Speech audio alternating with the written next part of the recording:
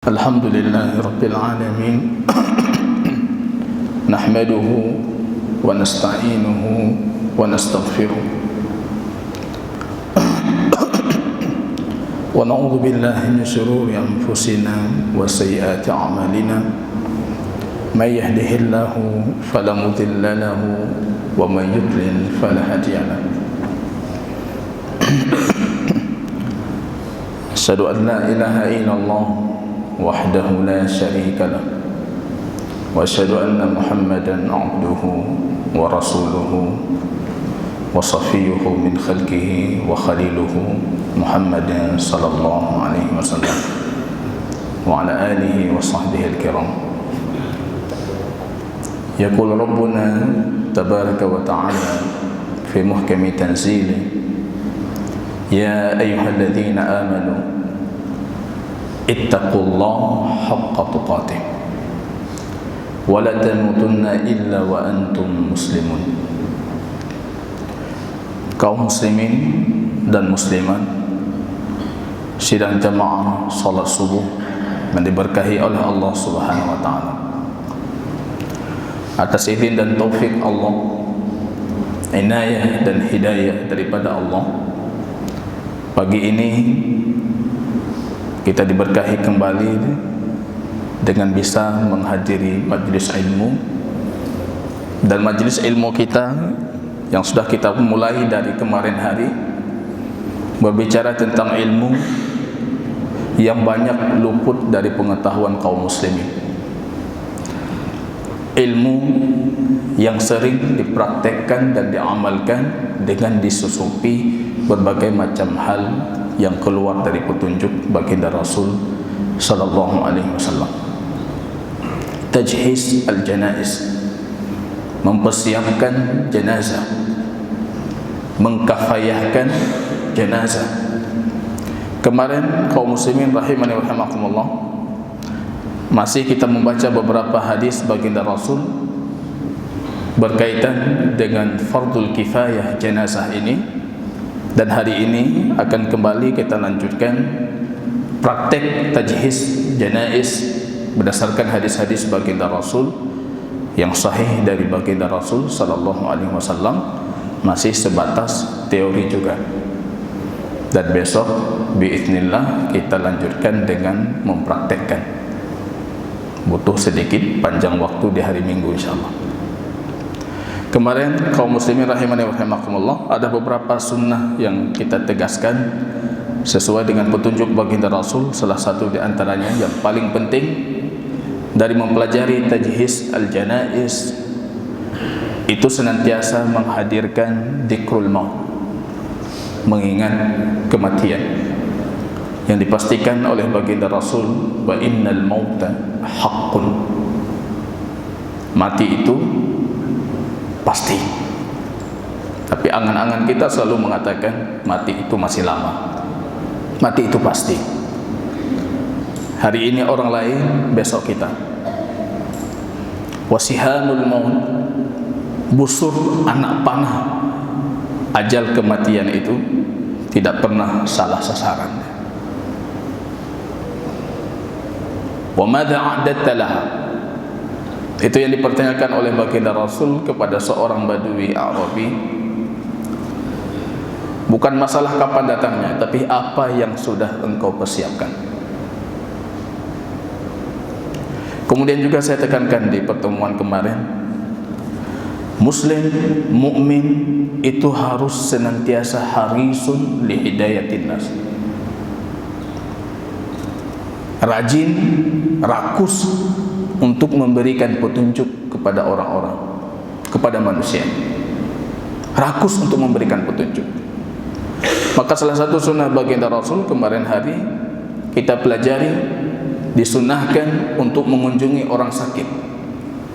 Karena sakit itu bagian dari alat alamah ataupun tanda-tanda kematian. Disunnahkan kita mengunjungi. Bahkan baginda Rasul mengunjungi orang sakit walau min ramadin, walaupun cuma sakit mata, mata merah bacuk gejak, baginda Rasul berkunjung. Barangkali kalau kita mengatakan alhamdulillah sakit mata, Bacut sakit kuput aja. Berat sakit aja. Ya, itu kita. Rasul hatta min ramad. Sahabatnya sakit mata itu dikunjungi sama baginda Rasul. Itu baginda Rasul sallallahu alaihi wasallam. Target kunjungan itu bukan cuma sebatas ihsan lil marid, melakukan kebaikan untuk yang sakit, tapi targetnya hidayah. Kalau kita lihat tanda-tanda masih kuat, masih ini, masih itu, kita doakan dia.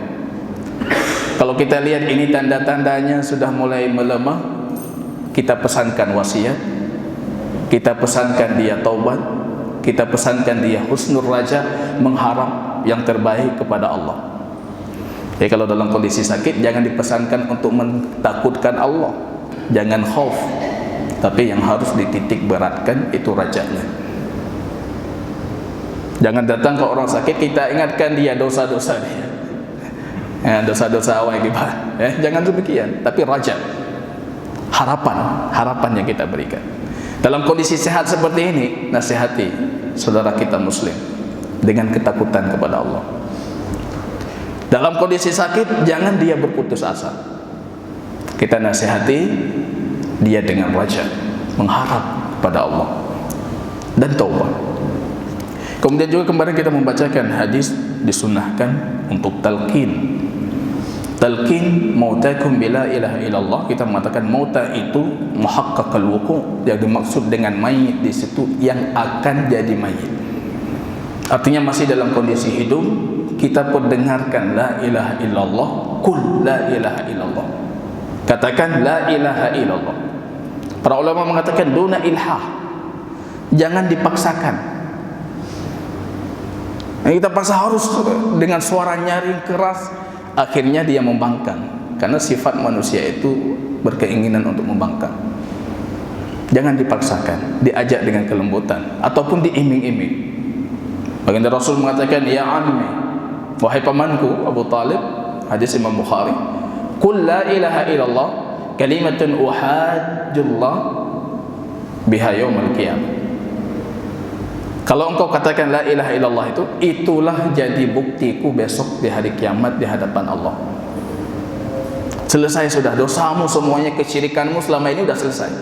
Cukup dengan anda mengatakan la ilaha illallah. Ada seorang pemuda Yahudi yang sering membantu baginda Rasul dalam kebutuhan dan hajah duniawinya. Dalam kondisi sakaratnya, baginda Rasul mengunjunginya. Datang berkunjung baginda Rasul.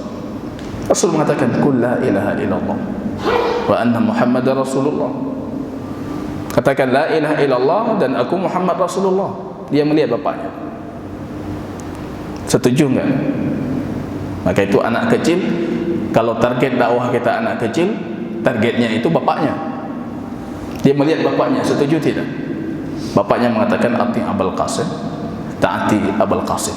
Keluar baginda Rasul gembira sekali beliau.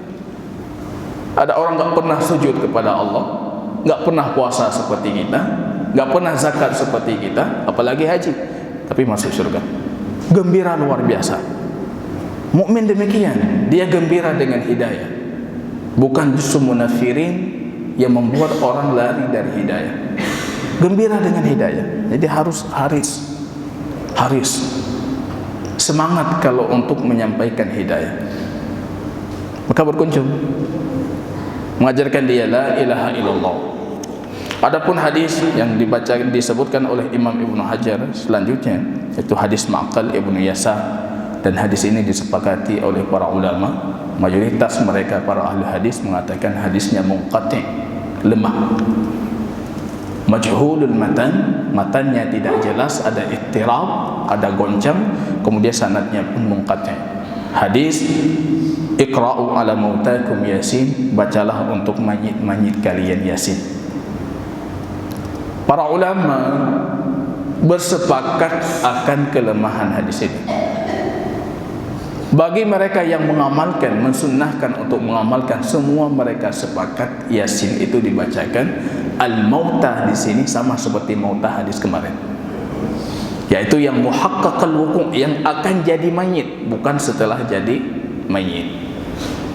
Jadi semua yang mensunnahkan, Al-Hanabilah mengatakan sunnah untuk membacakan Yasin, tapi kepada orang sakit, bukan ketika sudah jadi mayit. Semua para ulama demikian. Jadi para ulama mengenai hadis ini, mereka cuma terbagi dua kelompok: melemahkan hadisnya dan tidak mengamalkan, dan mensunnahkan membaca Quran apapun itu. Dalam kondisi sakit, bagus untuk dibacakan Quran. Syifa, itu obat, bagus. Kalau Yasin barangkali lebih bagus, walaupun hadisnya kategorinya lemah.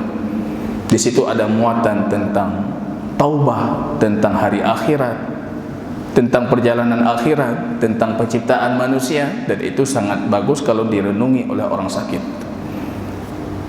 Tapi kembali kita mengatakan, hadis ini hampir mayoritas para ulama sepakat sanadnya, matanya itu majhul, sanadnya itu muttarib, maka kategori hadisnya sangat lemah.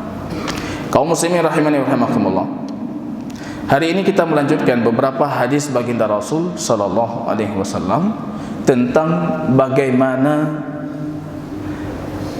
setelah orang tadi wafat, dia menghembuskan nafas terakhirnya, wafat, ruhnya keluar, bagaimana cara kita menyikapinya, apa yang harus kita amalkan. Kesimpulannya, kemarin kita sudah menyebutkan, kalau Anda ingin membuat perbandingan syariah Islam dengan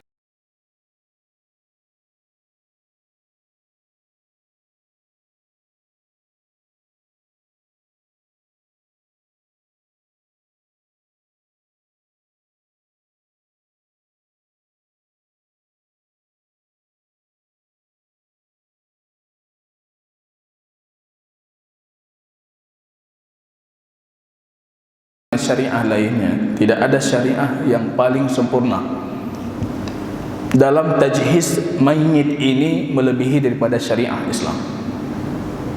Mulia sekali, dimuliakan kita masih hidup. Islam syariah, sumber air. Syariah itu artinya sumber air yang memberikan kehidupan. Dimuliakan kita ketika kita masih hidup, dan sangat dimuliakan kita ketika kita sudah wafat. Maka berbanggalah dengan syariah, bangga dengan syariah. Saya kemarin menceritakan, kalau kita buat perbandingan, ya lihat di YouTube itu bagaimana prosesi pemakaman ajaran-ajaran lain, lucu-lucu, aneh-aneh. Enggak ada kebaikan untuk mayit, enggak ada kebaikan untuk keluarga yang ditinggalkan, enggak ada kebaikan untuk orang lain.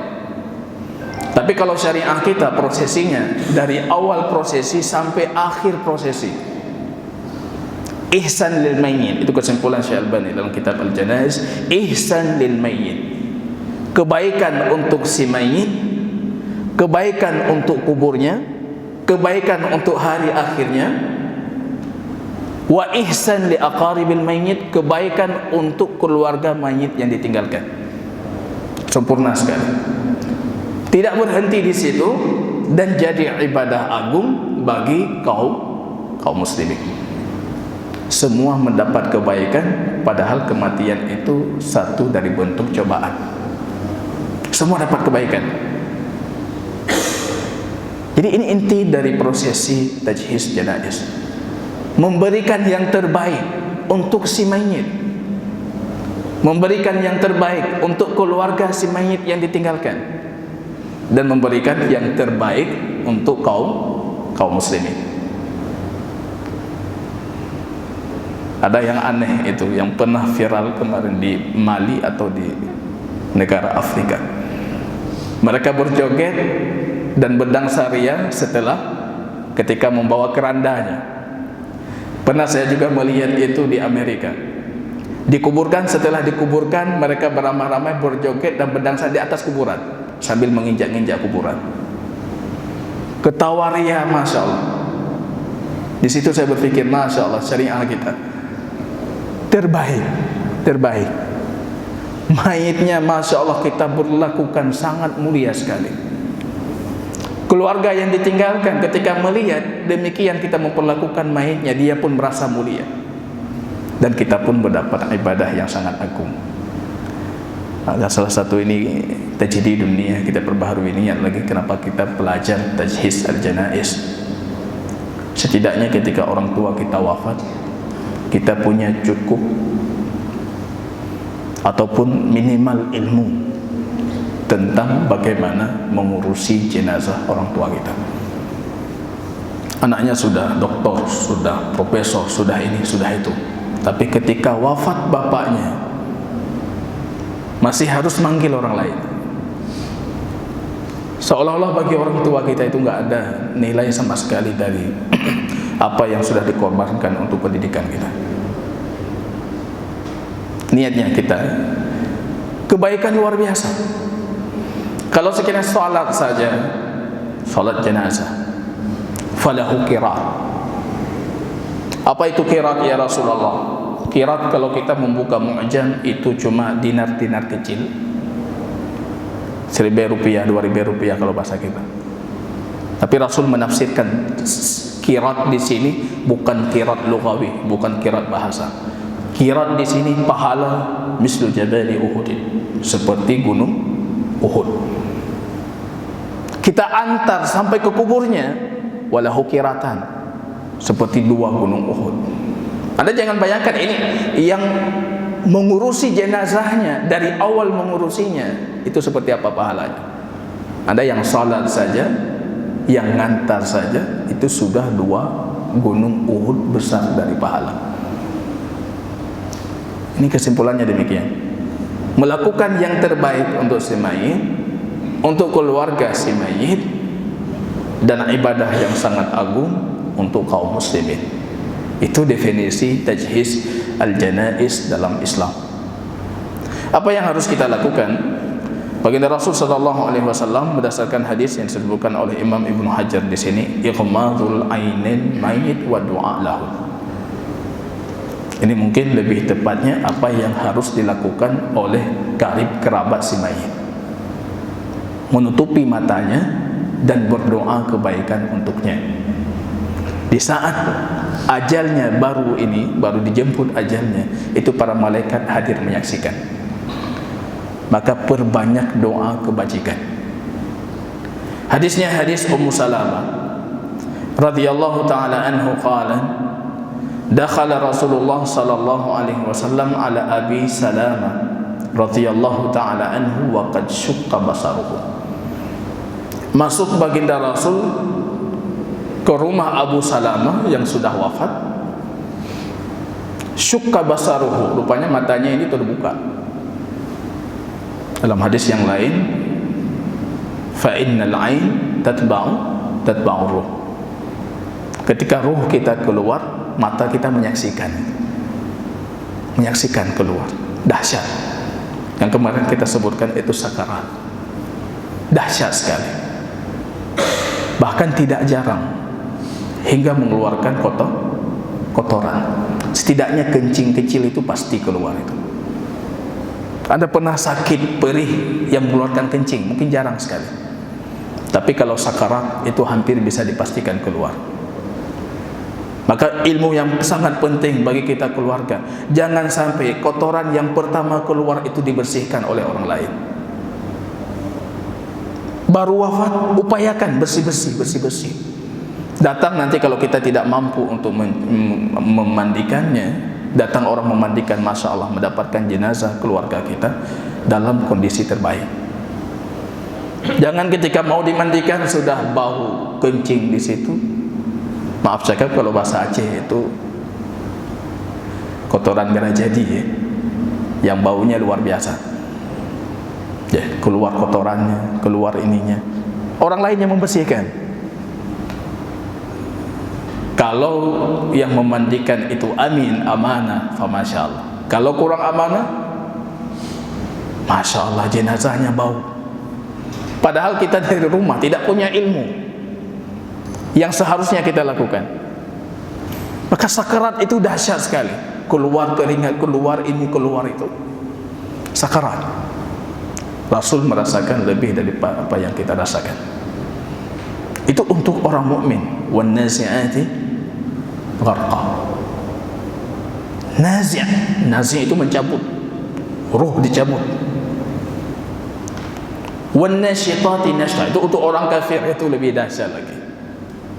Saya pernah menyaksikan kafir Cina. Di kampung kami itu banyak Cina.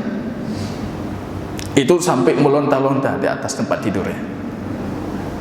Kita waktu kecil itu kalau menyaksikan nangis-nangis dikasih uang. Orang Cina itu banyak duit ya. Melontar-lontar, luar biasa, sakarat. Saudaranya ini sampai masuk Islam, sakit takutnya. Ya lihat, orang Muslim nggak pernah mati demikian. Kok abangnya mati demikian? Akhirnya masuk Islam. Itu wan nasyitati nashta, wan nazi'ati naz'a, dicabut ruh. Maka tadi kami katakan, kencing kecil itu pasti keluar. Kencing keluar kotoran. Maka kita yang terdekat, suami, istri, anak di rumah, upayakan untuk membersihkan. Kalau tidak mampu sampai ke tahap memandikan dan lain sebagainya, paling tidak kita bersihkan dulu kotorannya. Tekan bagian bawah pusarnya, atau kalau bisa ada beberapa orang bisa kita dudukkan sejenak kecil ya, supaya keluar dan tekan. Kalau ada sesuatu yang bisa ditempatkan di perutnya, tempatkan ya, supaya nanti keluar kotoran-kotorannya. Ketika nanti dimandikan, sudah memudahkan. Tidak ada kesan-kesan negatif terhadap jenazah keluarga kita. Begitu Islam mengajarkan kita. Rasulullah masuk ke rumahnya Abu Salamah. Abu Salamah matanya terbuka. Dan semua kita akan demikian. Kita akan menyaksikan ruh. Ketika ruh masih ada, itu dinamakan diri kita an-nafs. Nafsun. Ketika ruh sudah keluar, ini jasad. Ini tinggal jasad saja. Ruh, mata itu menyaksikan ruh yang naik tadi. Hadisnya panjang, bukan di sini pembahasannya. Nanti pembahasannya di daurah di Masjid TVRI, itu perjalanan panjang akhirat. Kita akan mulai dari sana. Sabtu minggu ke depan ya. Ya, Sabtu minggu depan. Perjalanan panjang akhirat. Mulai dari situ, ruh muslim, ruh mukmin seperti apa naiknya, ruh kafir seperti apa yang terjadi kepadanya. Tapi ini kita bercerita ruhnya sudah keluar. Matanya terbuka, baginda Rasul menutupi matanya. Tutupi matanya. Tutupi matanya. Kalau terbuka mata, mulut-mulut juga terbuka, tutupi juga mulutnya. Kalau bisa ikat dengan seskain ya, antara kepala dengan dagunya supaya tertutup. Lemaskan sendi-sendinya, kemudian tempatkan seperti orang salat. Jangan masuk orang melihat ini matanya masih terbalak, mulutnya terbalak, takut orang. Ini tashwis surah. Jadi surahnya itu gambaran jenazah kita itu seperti menakutkan. Mata teha, babah teha, jaro entah di mana ketika menghadapi sakratul maut. Jadi kita posisikan, itu masih sangat lunak, masih sangat mudah untuk diposisikan. Posisikan segera. Baginda Rasul sallallahu alaihi wasallam menutupi mata Abu Salamah. Semaka kemudian beliau mengatakan innar ruh idza qubida ittaba'ahul basar. Ruh itu ketika sudah dicabut, maka mata pandangannya akan mengikutinya. Fadajjan nas min ahlihi. Awal-awal meninggal ini pasti terjadi ad-dhajid, suara. Ada yang menangis, ada yang berteriak, ada yang orang berputus asa. Bahkan di kasus Abu Salamah, ini ada dari keluarganya yang berdoa yang bukan-bukan. Kabehana lelum, thabi rizqilun. Siapa ini saya? Ini dari keluarga aja. Anaknya akan berteriak, siapa yang berikan saya pendidikan? Siapa saya ini? Siapa saya itu? Dhajjanna, suara dhajid. Rasul mendengar. Ada suara-suara sumbang itu, ada yang berdoa keburukan untuk dirinya. Orang-orang berputus asa. Rasul sallallahu alaihi wasallam mengatakan la tad'u ala anfusikum illa bi khair. Detik ini, di saat seperti ini, berdoalah untuk kalian kebaikan dan untuk si mayit kebaikan. Fa innal malaikah tu'minu ala ma taqulun. Ini malaikat menyaksikan. Ada malaikat di sini yang siap mengaminkan apa yang kalian doakan. Hana sabir rezeki, malaikat mengatakan amin. Mumang tapi tak rezeki dia. Saya enggak dapat lagi pendidikan. Amin. Para malaikat mengatakan amin. Maka di saat seperti ini, justru Anda mendoakan kebaikan untuk diri Anda dan untuk si mayit. Doakan kebaikan. Faqal la tad'u ala anfusikum illa bi khair fa innal malaikah tu'minu ala ma taqulun. Para malaikat itu siap mengaminkan apa yang kalian ucapkan. Sumaqal, apa yang dilakukan oleh baginda Rasul, dan ini apa yang harus kita lakukan. Allahumma ighfir li Abi Salamah. Ya Allah, ampunkan Abu Salamah.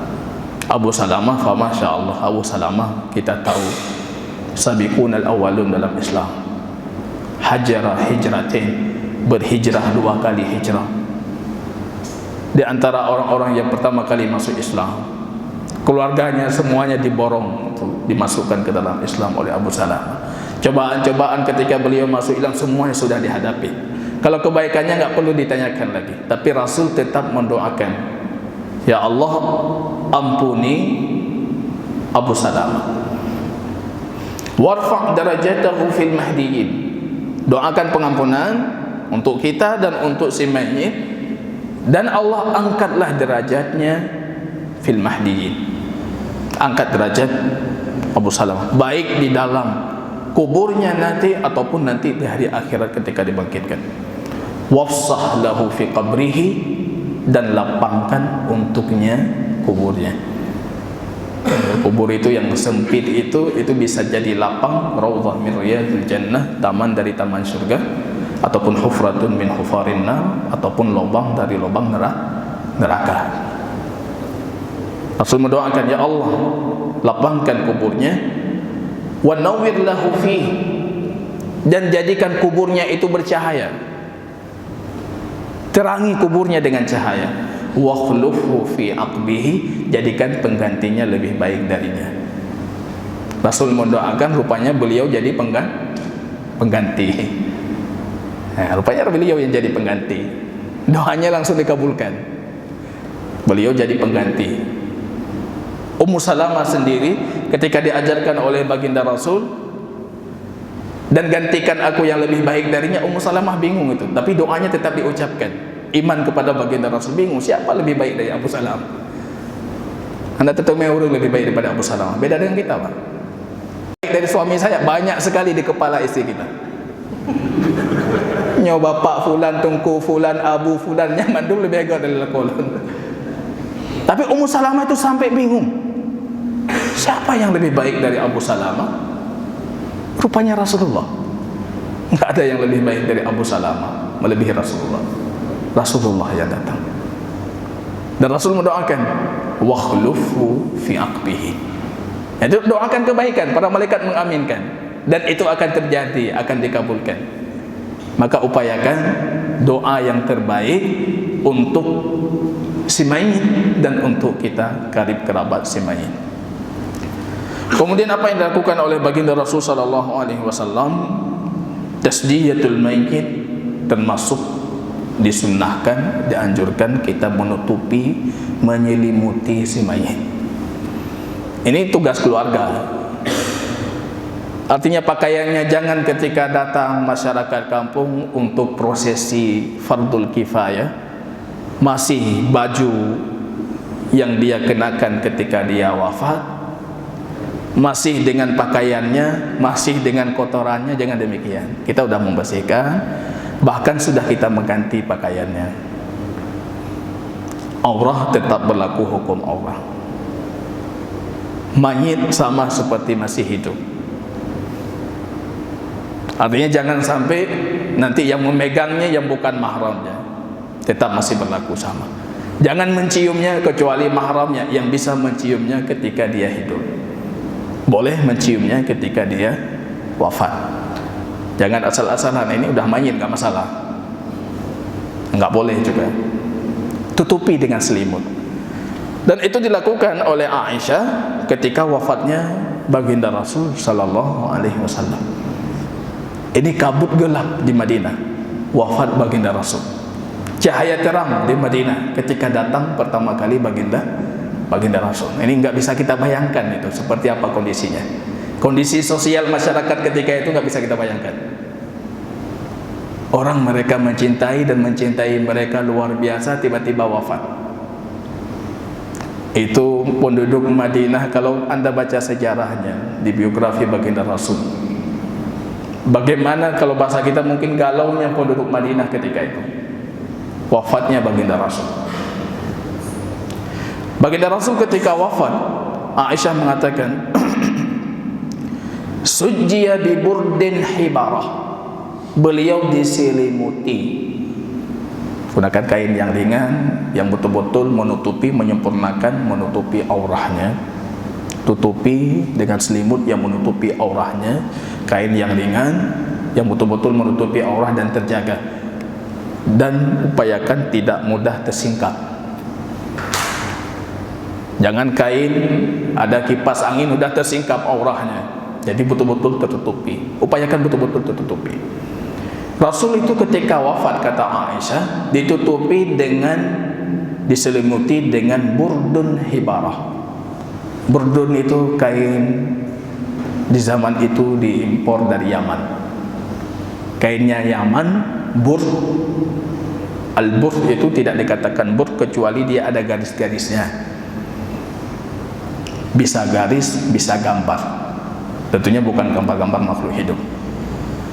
Jadi kalau bertanya boleh tidak kita tutupi dengan ija batik, kain batik? Boleh, karena itu coraknya sama seperti bur. Bur itu ada garis-garis. Artinya tidak mesti harus polos. Baginda Rasul pun tidak ditutupi, diselimuti dengan kain polos, tapi kain bergaris, burdin hibarah. Kain bur yang sangat dicintai oleh baginda Rasul. Itu kain paling disukai oleh baginda Rasul. Kain yang paling beliau sukai itu burd hibarah, jadi yang diimpor dari Yaman. Kain lembut, ya. Kalau bahasa kita mungkin katun, jenisnya lembut. Wallahu ta'ala alam bisawab. Hari ini didakwakan kain itu masih ada di salah satu museum di Turki. Tapi kita selalu mengatakan tidak ada satupun asar ataupun riwayat yang sahih kalau peninggalan fisik dari bentuk baginda, dari jasadnya baginda Rasul ataupun yang pernah beliau kenakan, tidak ada satupun riwayat sahih yang mendukung kalau itu benar adanya. Tapi sudah bergenerasi, ratusan abad, puluhan abad sudah bergenerasi, disimpan dengan penyimpanan yang luar biasa, yang bahkan hari ini didakwakan kainnya baginda Rasul yang ada di museum itu, satupun bakteri, satupun kotoran atau bakteri, kuman itu tidak pernah menyinggapi kainnya baginda Rasul tersebut. Itu wallahu ta'ala a'lam bishawab. Yang jelas kita tidak punya petunjuk dari asar dan riwayat yang membuktikan kalau sandal itu sandal baginda Rasul. Kan ada sandalnya di situ, ada rambutnya, bahkan ada rambut di jenggotnya baginda Rasul, di dagunya baginda Rasul, masih tersimpan rapi di sana. Ya, kita tidak bisa mengatakan itu betul atau tidak, karena memang riwayat tidak mendukung. Tidak ada satupun asar dan hadis yang sahih. Benda itu masih ada, tapi diyakini masih ada. Mereka menyimpannya regenerasi sampai hari ini masih ada dan masih bisa disaksikan. Tapi kita ingin mengatakan yang paling dicintai oleh baginda Rasul. Ini alangkah indahnya kalau ketika wafat itu, dan kain yang diselimuti kita itu kain yang memang kita sukai ketika kita hidup. Bentuk pemuliaan terhadap mayit walaupun dia sudah wafat. Apa yang dilakukan oleh Abu Bakar ketika wafatnya baginda Rasul? Anna Abu Bakrin As-Siddiq qabbala Nabi sallallahu alaihi wasallam ba'da mautihi. Kerabatnya, teman-teman dekatnya itu boleh untuk menyikap kembali, yang sudah diselimuti jenazah itu kemudian menciumnya, mencium di keningnya, mencium tangannya. Para ulama dulu berselisih terhadap kondisi baginda Rasul. Ini menciumnya untuk tabarruk ataupun untuk tahabbub, cium cinta atau cium cari berkah. Kalau untuk baginda Rasul terlepas cinta dan juga berkah, tidak ada masalah baginda Rasul. Berkah hayyan wa mayyitan. Walaupun para ulama berselisih untuk kondisi berkah baginda Rasul itu. Tapi kalau untuk selain baginda Rasul, semua menyepakati cium cinta. Boleh kita singkap, kita cium. Dan itu yang dilakukan oleh baginda Rasul. Jadi gambaran sosial masyarakat yang terjadi, yang saya sebutkan, ketika wafatnya baginda Rasul luar biasa. Ketika dikatakan Rasul wafat, itu Umar itu mengambil pedang dan menghunusnya. Siapa yang mengatakan Rasul wafat, aku tebas lehernya. Bukan Umar tidak tahu Rasul itu manusia pasti akan wafat, tapi cinta ini yang nggak bisa nggak bisa menerima Rasul itu hilang, nggak bisa menerima Rasul nggak ada lagi. Siapa yang mengatakan Rasul wafat, tebas kepalanya. Abu Bakar baru mendapatkan kabar wafatnya baginda Rasul, mengendarai kudanya itu sampai ke rumahnya baginda Rasul, melihat Umar sudah berkoar-koar berteriak di luar dengan kaum muslimin. Abu Bakar langsung masuk ke dalam kamarnya Aisyah, membuka kepalanya baginda Rasul dan menciumnya. Wallahi ya Rasulullah, beliau mengatakan, demi Allah ya Rasulullah, engkau tidak akan pernah merasakan dua kematian. Ini cuma satu kali kematian, kemudian hidup yang abadi. Itu baginda Rasul sallallahu alaihi wasallam. Boleh, tapi tetap kaidahnya sama. Hormahnya, kehormatannya berlaku seperti kehormatan ketika dia hidup. Yang boleh mencium tetap karib kerabatnya yang halal untuk menciumnya ketika hidup. Karena fenomena hari ini kita lihat, ada tungku, ada ustadz yang wafat, itu jamaah datang silih berganti, itu semua cium. Muslimin, muslimat semuanya cium. Nggak ada, tetap berlaku dia. Hormahnya tetap sama. Yang boleh mencium, boleh memegang, itu cuma yang boleh mencium ataupun memegang ketika mereka masih hidup. Kemudian baginda Rasul sallallahu alaihi wasallam memerintahkan hal yang pertama kali harus dilakukan sebelum fardhu kifayah selanjutnya, lunaskan dan tunaikan hutangnya. Jadi tunaskan hutang itu bukan dah selesai semuanya nanti baru hutang, bukan. Hutang yang pertama dulu. Hutang. Jangan berhati-hatilah dengan hutang. Rasul itu bertanya, alaihi dain, dia punya hutang. Kalau dikatakan ada, Rasul nggak mau salah.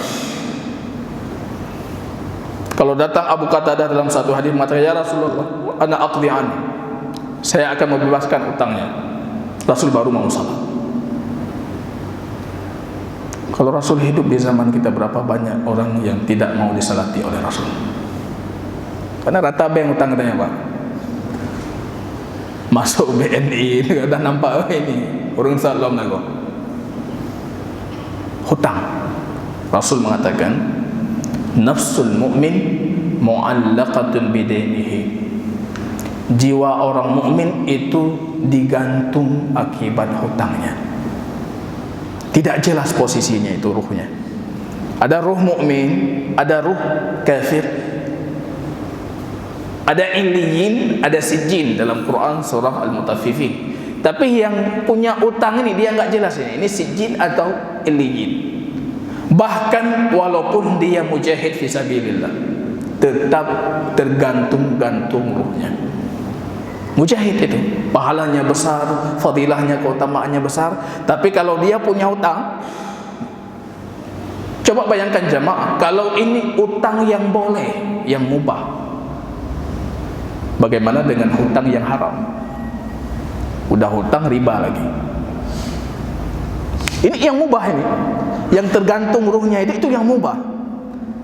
Coba kita bayangkan kalau ini hutangnya justru hutang haram lagi. Nah, ini dahsyat lagi.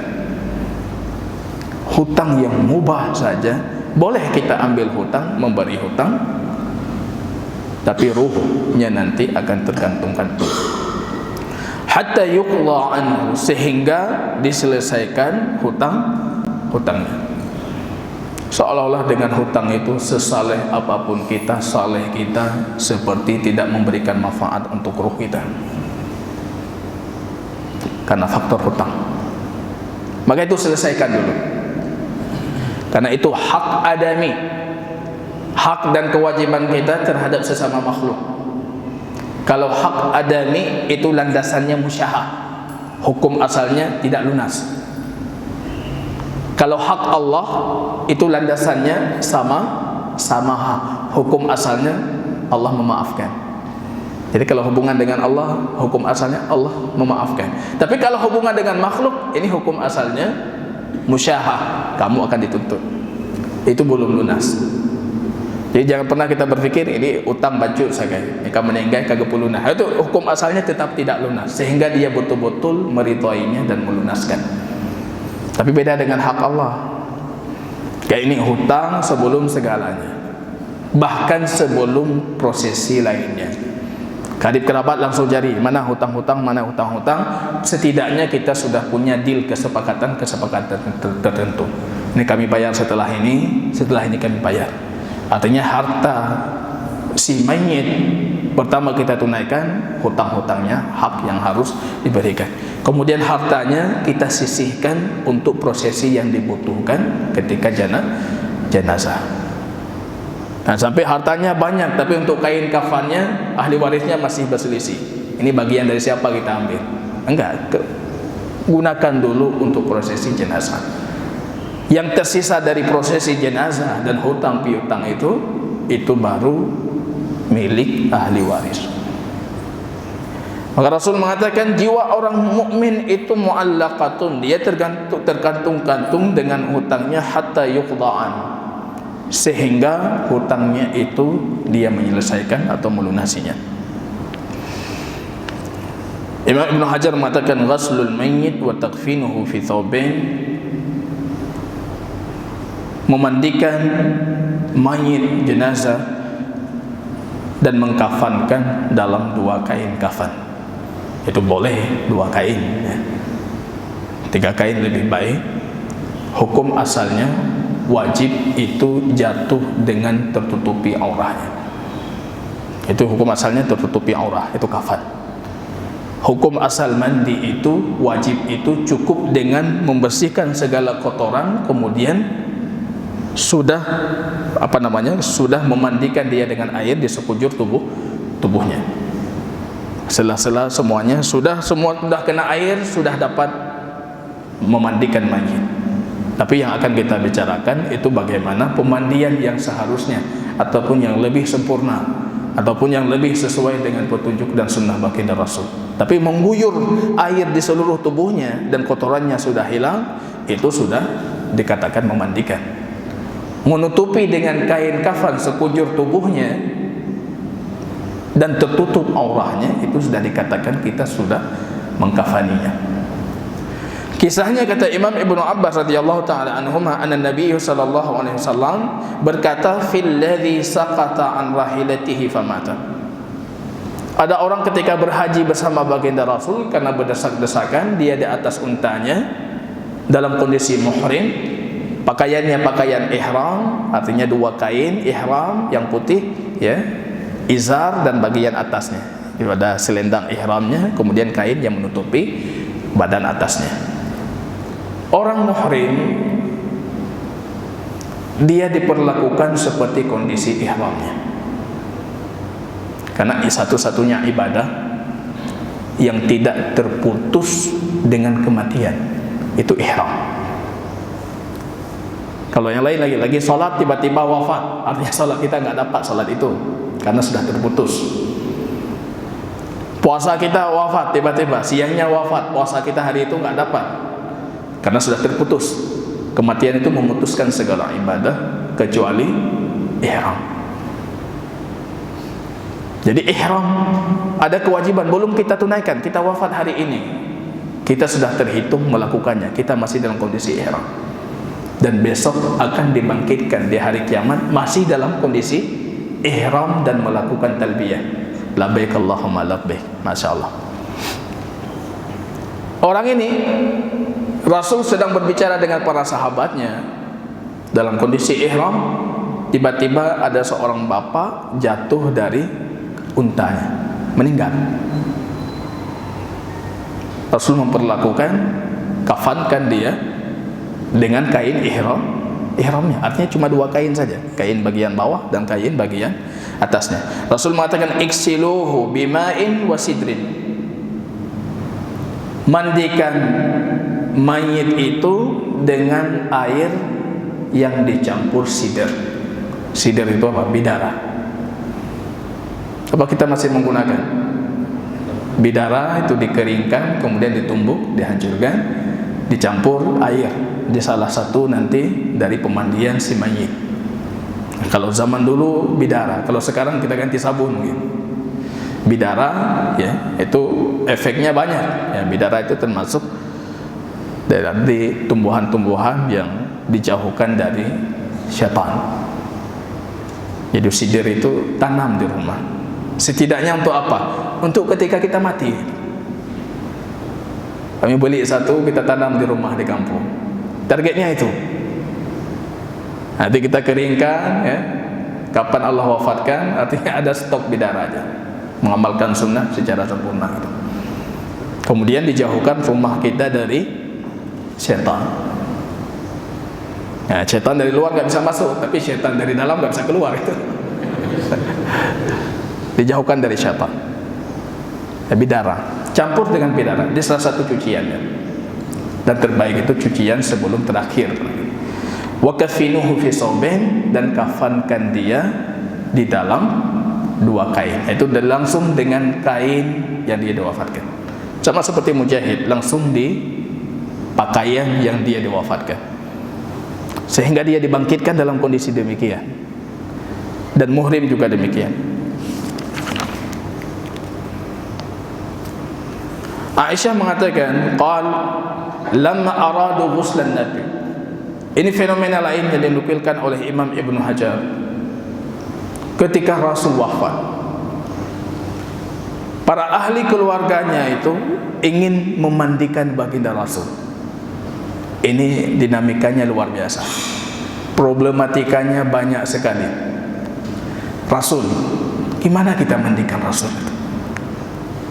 Kita singkap auratnya, kita buka bajunya. Coba anda bayangkan kalau Rasul ini yang wafat itu. Belum lagi perasaan bagi cinta kepada baginda Rasul luar biasa, gemuruh hati mereka. Ini bercerita tentang bagaimana kita mandikannya.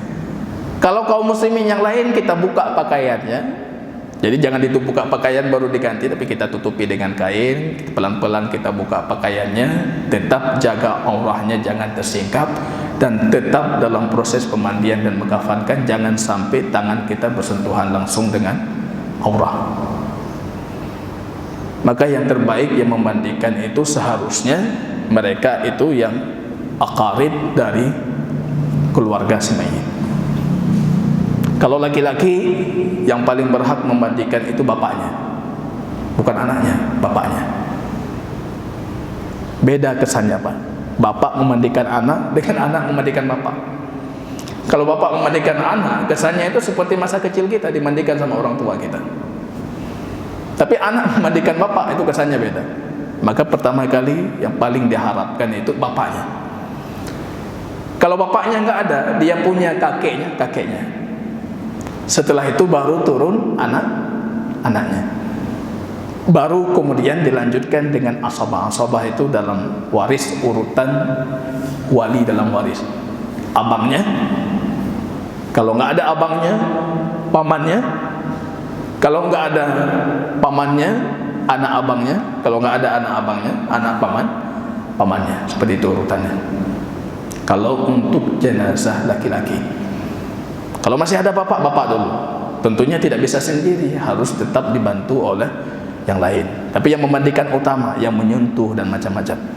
Sentuhannya jangan menggunakan tangan langsung, kalau bisa menggunakan sarung tangan atau macam-macam. Artinya ada yang menghalangi dari sentuhan langsung terhadap aurah ataupun terhadap kotoran nantinya. Kalau jenazahnya itu wanita, yang pertama kali diharapkan itu dari aqarib, an-nisa al-aqarib, yaitu wanita-wanita dari karib kerabat. Kalau ibunya masih ada, ibunya. Kalau kakeknya, neneknya masih ada, neneknya.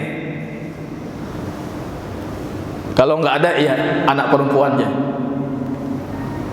Kalau enggak ada wanita-wanita terdekat, karib kerabat, wanita-wanita jauh. Biasanya di kampung pasti ada yang selalu melakukan fardul kifayah. Itu dilakukan oleh wanita jauh. Kalau wanita yang jauh tidak ada, maka diganti oleh maharim laki-laki, mahram laki-laki, termasuk anak laki-laki. Tapi itu bukan afdal, bukan yang pertama. Upayakan perempuan dulu. Kalau wanita wafat dan tidak ada seorang pun yang bisa memandikan dari wanita, tidak dialihkan untuk laki-laki, tapi ditayamumkan. Begitu juga sebaliknya, laki-laki wafat dalam kondisi nggak ada seorang pun laki-laki bisa memandikan, fardul kifayahnya itu ditayamumkan, tidak dialihkan kepada perempuan. Rasul, ketika Rasul wafat, ya tentunya kondisi Rasul beda dengan kita. Kita 3 orang, 4 orang itu sudah selesai, tapi Rasul itu butuh sedikit banyak orang. Mereka sangat khawatir jangan-jangan salah dalam prosesi jenazahnya baginda Rasul. Itu berembuk, berdiskusi panjang. Maka ada kajian kita yang mengatakan Rasul itu dari hari wafatnya sampai beliau dikebumikan itu butuh waktu 48 jam. Artinya 2 hari 2 malam. Wafatnya Senin menjelang duhur ataupun menjelang duha Senin, itu ditinggalkan sampai malam, kemudian sampai hari Selasanya 48 jam. Banyak orang itu yang mengatakan bagaimana Rasul, para sahabat teganya membiarkan Rasul itu sampai sekian lama. Padahal Rasul menganjurkan kita bersegera untuk melakukan prosesi jenazah. Rasul mensunnahkan segerakan prosesi jenazah. Asri'u bil janaiz, segerakan. Tapi kenapa Rasul itu dilambat-lambatkan? Kalau Anda mengikuti sirahnya baginda Rasul, bagaimana konflik yang terjadi setelahnya wafat baginda Rasul, 48 jam itu sangat kecepatan bagi baginda Rasul. Itu cepat sekali itu, bukan terlambat. Yang mengatakan terlambat itu yang tidak membaca sirahnya baginda Rasul. Konfliknya macam-macam. Belum konflik siapa penggantinya, belum konflik ini di mana kita kuburkan nanti. Jangankan itu, hadis kita berbicara tentang konflik, bagaimana kita mandikan Rasul, bagaimana kita mandikan, nanti bagaimana kita kuburkan, siapa yang berani melempar tanah ke tubuhnya baginda Rasul. Itu semuanya konflik luar biasa itu. Maka saya katakan 48 jam dari wafat sampai dikuburkan itu terlalu cepat untuk Rasulullah, bukan terlambat. Bagi kita ya terlambat. Lebih meninggal atau pikir ya, selesai. Tapi Rasul enggak. Ini bagaimana ini umat? Siapa yang memegang kendali umat? Bahkan mereka sedang ini berumbuk mereka. Ada Abbas, ada Husam ibnu Abbas, ada Fadl ibnu Abbas, kemudian ada Ali, ada Usama, ada Saleh maulanya Usama. Berapa orang? Abbas, Fadl, Husam, Ali, Usama, maula Usama yang bernama Saleh. 6 orang yang mengurusi prosesi pemandian baginda Rasul. 6 orang. Mereka itu di rumahnya Aisyah itu duduk dalam kondisi masih berkonflik dengan diri mereka sendiri. Ini gimana kita cuci? Gimana kita mandikan baginda Rasul?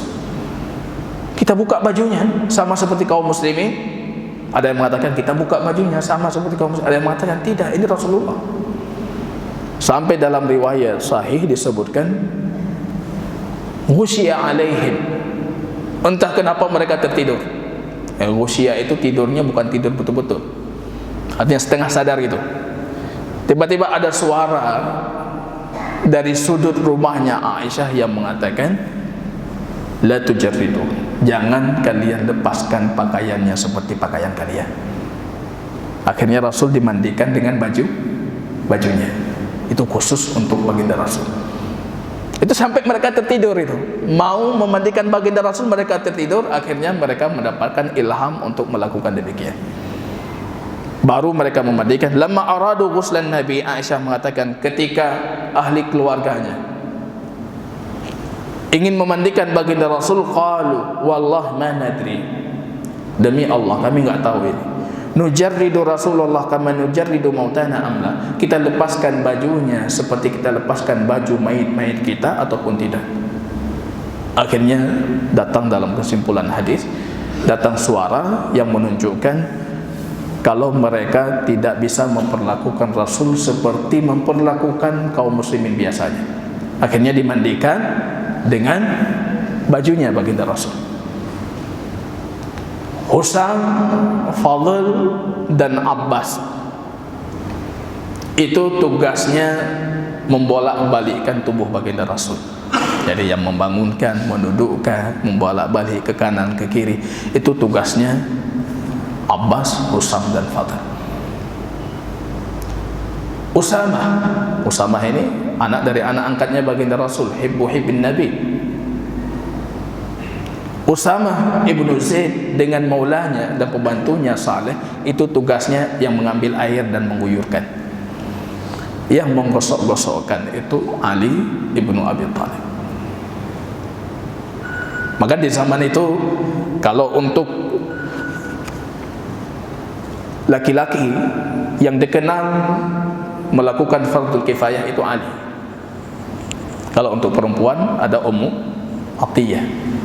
Maka hadis tentang fardhu kifayah Ali itu lebih kuat karena Ali memang pelakunya. Hadis Ummu Atiyah itu lebih kuat dibandingkan wanita-wanita lain karena Ummu Atiyah memang pelakunya. Bang Mek, ya.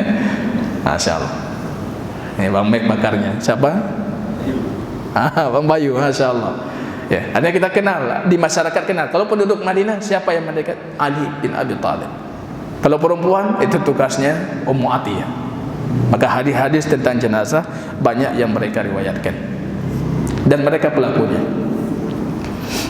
Ummu Atiyah radhiyallahu taala anha qalat, ketika wafatnya putri baginda Rasul sallallahu alaihi wasallam, dakhala alaina an-nabi wa nahnu nughassil ibnatahu. Rasul sallallahu alaihi wasallam masuk kepada kami sedang memandikan putri. Coba lihat, Rasul sendiri putrinya wafat, bukan beliau yang memandikan. Tapi meminta Ummu Atiyah dan kerabat-kerabat wanita membantu Ummu Atiyah memandikan. Hukum asalnya yang memandikan itu yang paling alimah, yang paling faqihah, yang paling faqih. Kalau anak kita betul-betul faqih bisa memandikan, mereka lebih layak.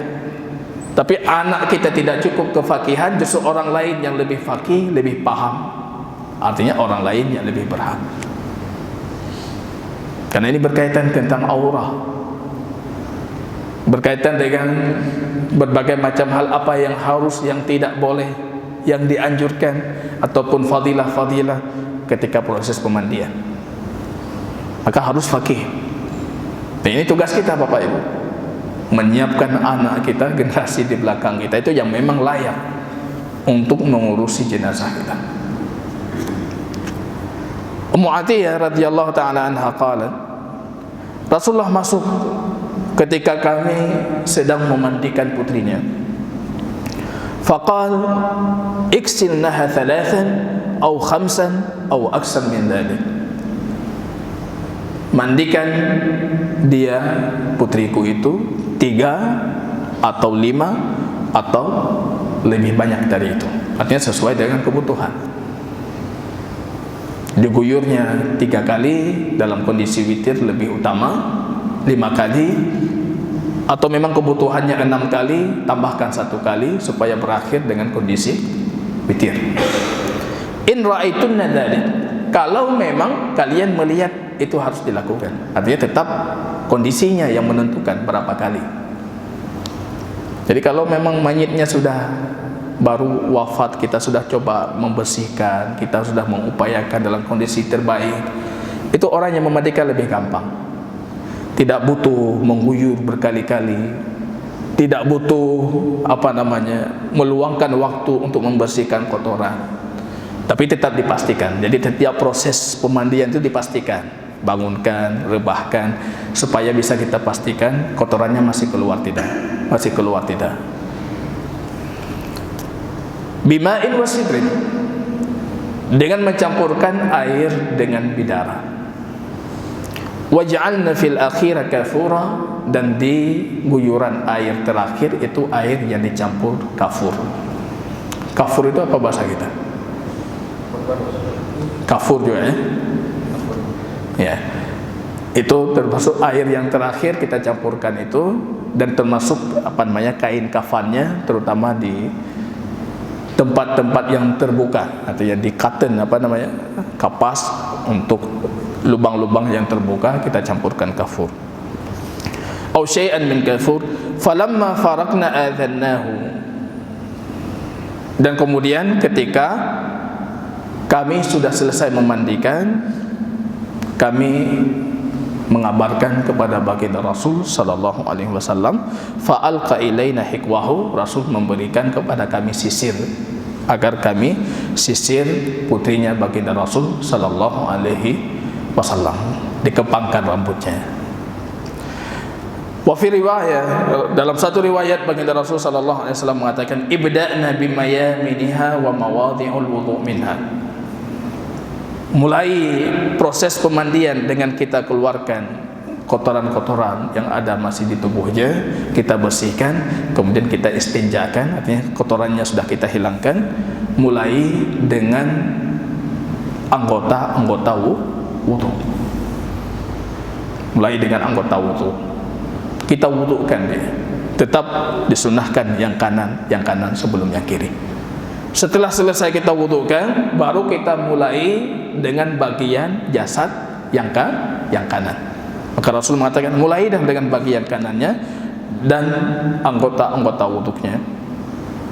Wa fi lafdhin lil Bukhari, dalam satu riwayat Imam Bukhari, fadafarna sya'raha thalathata qurun fa alqaina khalfaha, kami jadikan rambut putri baginda Rasul itu menjadi tiga kepangan, kemudian kami letakkan ke belakang putri baginda Rasul sallallahu alaihi wasallam. Jamaah kaum muslimin rahimani wa rahimakumullah, untuk detail prakteknya tentunya kita upayakan besok hari. Untuk saat ini kita cukupkan di sini. Kalau ada yang patut kita diskusikan, kami persilahkan. Jazakumullahu khairan katsir.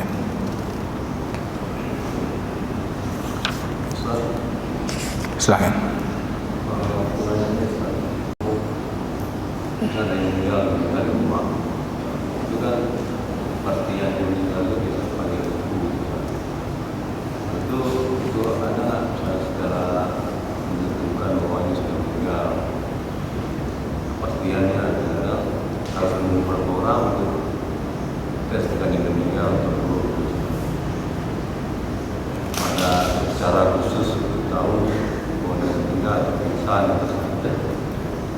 Ya, memastikan meninggal. Kalau misalnya dengan dokter langsung bisa dipastikan sudah meninggal, ataupun dengan kita dengan memastikan nadinya sudah betul-betul dan jantungnya tidak lagi bergerak. Kalau karib kerabatnya, kebiasaannya itu bisa dipastikan dengan melihat wajahnya. Lihat wajah saja. Kalau kita betul-betul orang yang teliti, itu karib kerabat kita, kita tahu itu. Dan itu punya firasat mukmin di situ, seperti Abbas mau meninggal saja sudah kita tahu itu. Kalau orang yang jeli, yang punya firasat itu. Maka Abbas ketika masuk sakitnya baginda Rasul itu keluar langsung berderai air matanya. Sudah selesai, baginda Rasul sudah selesai. Tidak berselang lama sudah meninggal. Kemudian ditanyakan oleh Ali, bagaimana engkau mengetahuinya? Aku melihat wajah-wajah anak Bani Hashim ketika mau meninggal dan aku tahu seperti apa wajahnya. Jadi cara memastikan banyak, dengan posisi jantungnya, detak jantungnya, nadinya, dengan cara tibbi atau dengan cara yang diakui oleh para ahli medis. Kalau ada orang yang khusus, kita panggil orang khusus, tidak ada masalah.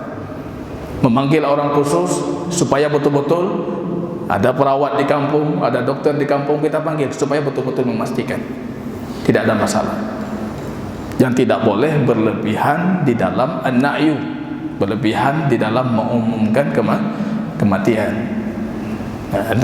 Mengumumkan sekedar untuk diketahui bisa menunaikan fardhu kifayah, kaum muslimin mendapatkan pahala dan mayit yang disalatkan juga mendapatkan syafaat dari doa kaum muslimin, itu dibolehkan. Yang tidak boleh berteriak dengan suara-suara keras, membunyikan berbagai macam bunyi-bunyi tertentu untuk membuktikan ataupun untuk menunjukkan kalau si mayit sudah meninggal, itu dilarang.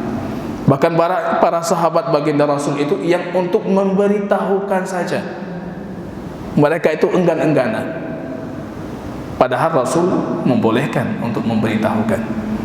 Seperti beliau memberitahukan, ini Najasyi sudah wafat, kita salat.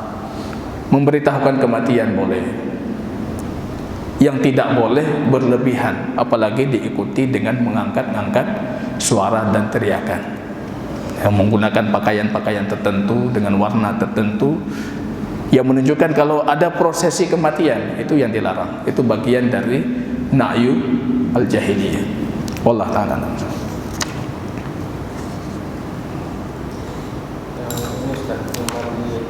Orang perhatikan itu apa? Orang biasa di kampung kan pakai abu dapur. Pakai abu dapur untuk para pemandi mayit. Wallahu a'lam. Seperti apa itu? Artinya kalau mau memandikan mayit, setelah prosesi mandi mayit, orang itu mencucinya dengan abu dapur. Mencuci tangannya. Enggak, maksudnya kalau niat ibadah tertentu, artinya itu tidak ada petunjuk dari baginda Rasul. Tapi kalau memang untuk memastikan barangkali ada kotoran-kotoran dan macam-macam, harus dibersihkan dengan abu dapur tadi, itu kalau itu masalah duniawi ya, artinya bukan kaitan tentang ibadah. Tapi kalau ada misalnya etikad tertentu, ini abu dapur bisa menghilangkan ini misalnya, itu artinya tidak ada petunjuk dari baginda Rasul sallallahu alaihi wasallam.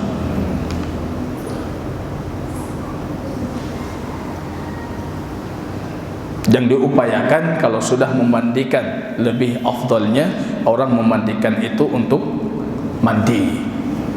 Dalam satu riwayat, wa in iktasala fa biha wa ni'mah, kalau dia bisa mandi itu yang terbaik. Artinya para ulama memahami dari hadis yang kedua ini, boleh juga kalau sekedar dia berwudu, tapi lebih afdalnya dia mandi. Ya, karena ada hadis lain petunjuk dari baginda Rasul yang memandikan hendaknya dia mandi. Wallahu ta'ala. Silakan. Apa ada larangan waktu-waktu yang tak boleh mengumpulkan niat? Ya, itu besok kita sebutkan waktu-waktu yang dilarang. Tapi secara umumnya waktunya dibolehkan kapan saja dan kita diminta untuk bersegera. Kalau wafat misalnya sore hari, bisa kita kuburkan di malam hari, tidak ada masalah. Jangan nunggu sampai besok hari.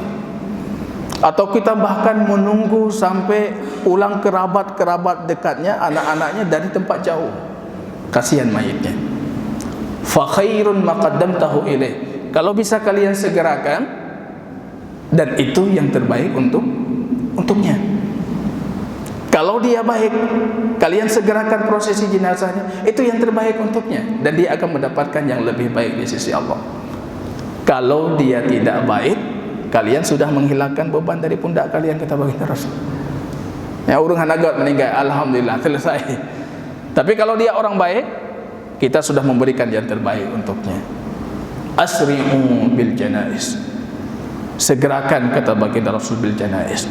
Karena di masyarakat kita kalau wafatnya sore hari kagak tinggal aja, enggak, langsung prosesinya, langsung lakukan prosesi. Dan banyak di zaman baginda Rasul itu yang dikuburkan di malam hari. Termasuk hadis Imam Bukhari Muslim, wanita yang qayyimatul masjid, perempuan hitam yang kerjanya itu qayyimah. Qayyimah itu yang memungut kumama, memungut sampah di masjid. Waktu wafat itu di malam hari. Baginda Rasul sedang tidur.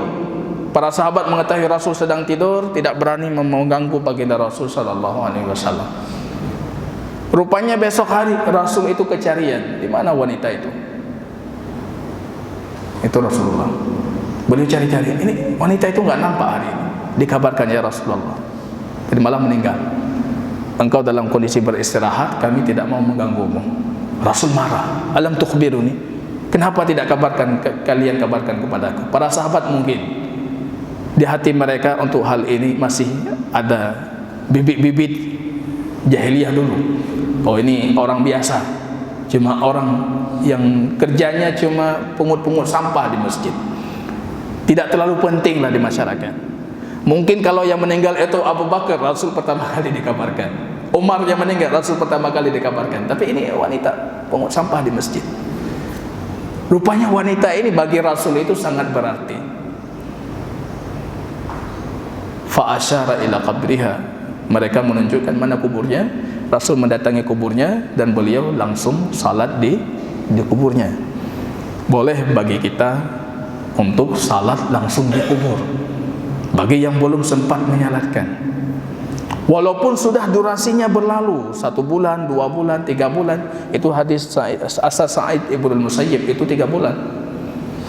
Ketika meninggalnya ibu dari Sa'ad ibnu Abi Waqqas, itu Rasul menyalatkannya setelah pulang dari perjalanan. Ada riwayat yang menunjukkan perjalanan itu berlalu 1 bulan. 1 bulan balik Rasul ke Madinah. Saat mengatakan, ibuku wafat 1 bulan yang lalu Rasulullah, sebelum anda berangkat pergi, Rasul pergi menyalatkannya. Jadi salat di kuburan itu boleh, dan itu syariah. Semua para ulama sepakat boleh, dan Rasul mengajarkan demikian. Jadi nggak ada cerita kita nggak mensalatkan orang tua kita, nggak ada cerita. Ada jamaah mengatakan, Ustaz, yang paling saya sesali seumur hidup saya tidak sempat menyalatkan bapak saya. Kok bisa? Saya bilang, nggak sempat menyalatkan bapak anda. Bapak anda itu yang darinya anda lahir, wujud anda itu dari wujudnya, yang segalanya dikorbankan untuk anda. Anda tidak sempat menyalatkan. Bukan demikian, Ustaz, saya di tempat ini. Ketika anda kembali salatkan, ketika kembali salatkan, pergi ke kuburnya, berdiri di posisi sama posisi seperti kita berdiri salat jenazah. Salatkan. Jadi nggak ada cerita tak salat. Secara tidak langsung Rasul ingin mengajarkan. Ada pekerjaan-pekerjaan sosial yang banyak orang itu tidak menggubris, dan itu penting dalam Islam. Qayyim. Nah, itu qayyim. Maka ada ulama itu Ibnul Qayyim. Al-Qayyim itu artinya yang memungut sampah. Ya. Kalau bahasa kita sekarang mungkin marbot masjid. Ya. Marbot masjid, membersihkan masjid, menjaga kebersihan masjid, itu qayyim. Dulu dari awal Islam itu dapat penghormatan khusus, orang itu dinamakan qayyimul masjid. Maka ada anak yang lahir dari seorang qayyimul masjid, namanya Ibnul Qayyim. Nah, itu dapat julukan khusus lagi. Dan kita enggan-engganan lihat sampah di masjid, enggan-engganan lihat ke masjid sudah kotor, enggan-engganan. Itu ada petugasnya. Rasul kecarian mencari itu di mana wanita itu. Bagi kalian biasa, tapi bagi Rasul itu bukan sosok yang biasa. Nah, yang intinya segerakan jenazah itu, prosesinya disegerakan. Wallahu a'lam. Ada kita dengar misalnya menjelang matahari mau terbenam. Ya, kita tunggu sebentar. Kita tunggu sebentar. Artinya jangan di waktu matahari terbenam, itu tanduknya syaitan. Kita tunggu sebentar. Artinya prosesinya jangan ditunggu sampai besok. Kita tunggu sebentar di waktu-waktu yang tidak dibolehkan.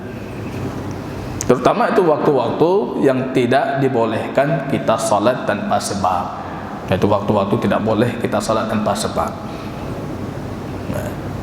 Para ulama berselisih salat jenazah itu salat tanpa sebab ataupun tidak, tapi mayoritas mengatakan itu salat tanpa sebab.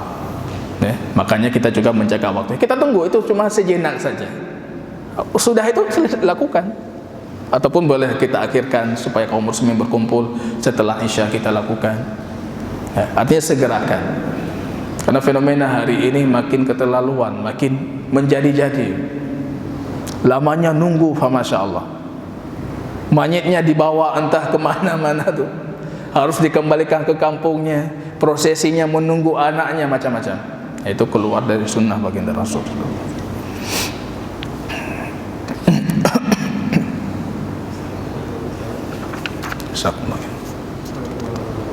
Waalaikumsalam. Terkait ada keinginan dari mayat itu dikuburkan di suatu tempat. Ya, kalau wasiatnya demikian, ya, tapi terutama bagi kita yang belum jadi mayit itu, jangan berwasiat dengan wasiat-wasiat yang memberatkan. Wasiat-wasiat kebaikan saja.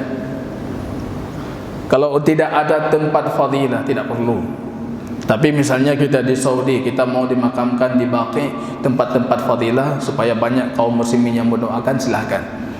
Tapi ketika tidak ada tempat fadilah, semua bumi Allah itu layak dijadikan kuburan. Yang beban ini saya harus ke kampung halaman saya. Itu prosesi Anda tinggal ke kampung halaman Anda itu memakan waktu. Efek jerahnya terhadap kita mayat sendiri. Maka jangan bebankan dengan wasiat-wasiat.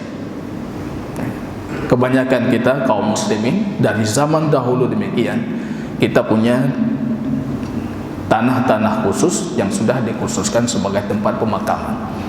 Itu lebih baik dibandingkan kita wasiatkan, kuburkan saya di tanah saya sendiri. Siapa kaum muslimin yang datang ke tanah Anda? Siapa yang akan mendoakan? Siapa yang akan mengatakan assalamualaikum ya ahlal kubur? Enggak ada yang datang. Setelah Anda wafat, tanah mau dibagi-bagikan, terkendala dengan keberadaan jenazah. Ahli waris sepakat dibongkar lagi jenazahnya. Hurmah-hurmahnya sudah hilang. Kehormatan jenazah kaum muslimin banyak yang hilang dari situ. Yang bebankan dengan wasiat. Wasiat-wasiat kebaikan. Para salaf kita dulu setiap mau tidur itu menitipkan wasiat di bawah bantal. Wasiat kebaikan. Karena mereka meyakini ini prosesi tidur itu bagian dari kematian. Maka doa kita sebelum kita tidur, in arsaltahu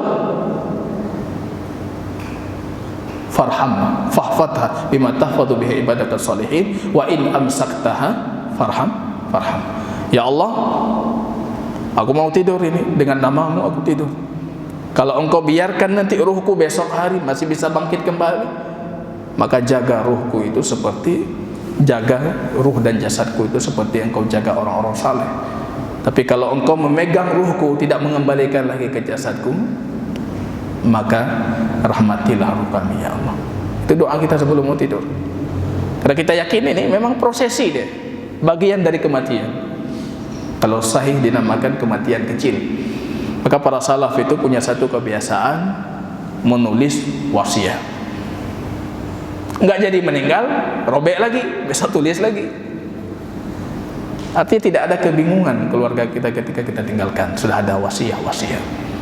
Artinya wasiat tidak boleh lebih dari sepertiga harta yang ditinggalkan, kecuali dengan izin ahli waris. Ini masih hidup, lakukan kebaikan. Punya banyak harta, lakukan wakaf-wakaf yang produktif, yang baik. Dia akan terus mengalir kepada kita kebaikan.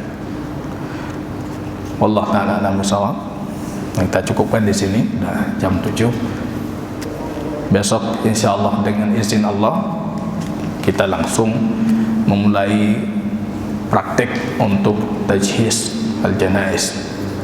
Subhanakallahumma bihamdika asyhadu an la ilaha illa anta astaghfiruka wa atubu ilaik. Assalamualaikum warahmatullahi wabarakatuh.